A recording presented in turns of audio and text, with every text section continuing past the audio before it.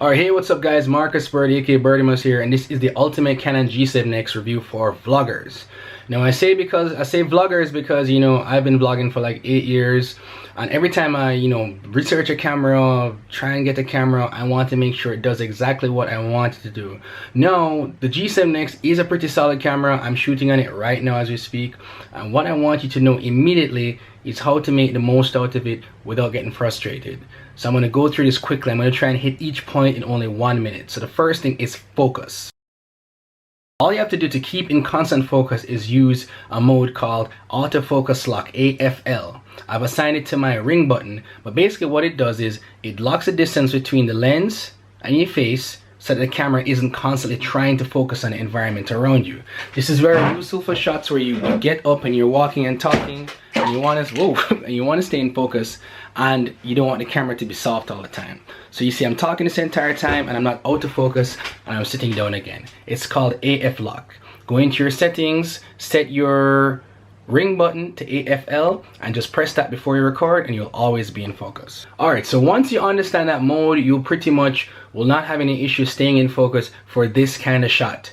So when you're vlogging, just make sure in general throughout your day you understand the kind of shots you want. So if you're going to do shots where you're sitting and talking, do an autofocus lock and keep that distance locked so that it's not trying to focus on you all the time. If you're doing more dynamic shots, you may need the autofocus mode, right? Now I'm going to tell you about MF, which is the manual focus mode. Manual focus mode operates pretty much exactly like autofocus lock. What happens is that once you press the AF button at the bottom right of your screen, it's going to turn to MF, which means manual focus. That simply locks everything in place. It stops everything. So if you're focused on something only 2 inches away and it's in focus and you press AF and it goes to MF, it will stay in focus. Let me demonstrate.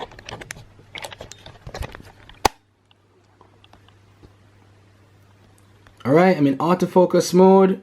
This is focusing. Boom, it's locked.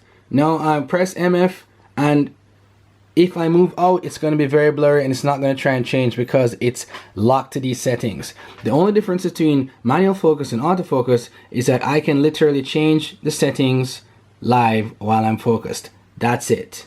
So if you're walking behind somebody, this is always a good way to keep them in frame, in focus. Just hit MF. Alright, so now you get the sense of how to stay in perfect focus, or focus mostly of the time, with the Canon G7X, right? I'm going to show you a couple shots that I've done with these modes, where I lock onto the subject or the object, get in focus, and then record. Check it out.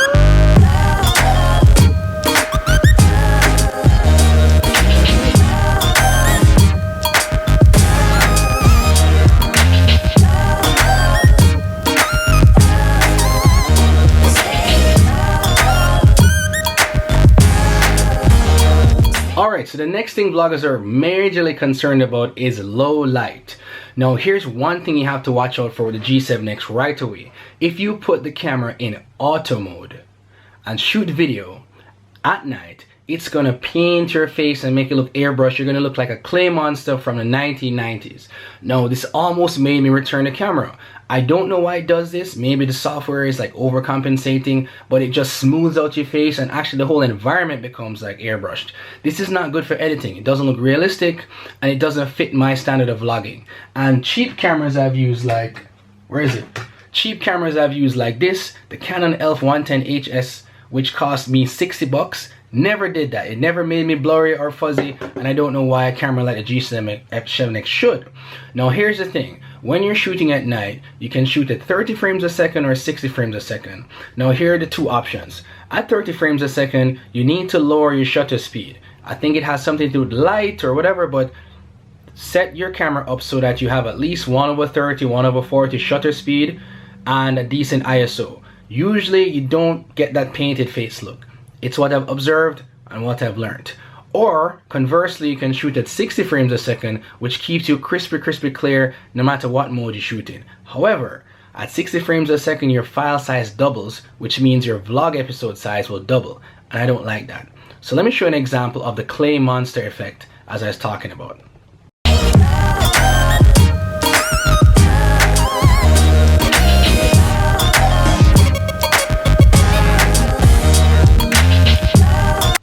Alright, so right now I'm shooting in auto, and you can see that my face is like a little too smooth. So that was clay face, and this is my regular settings. This is 30 frames a second, shutter speed of 1/40, ISO 2500, and I look normal. If you shoot in straight auto, you're gonna look like clay. Just letting you know. So you have to know your settings. Cool? Alright, now I'm gonna show you a montage of low light situations of various kinds using the G7X.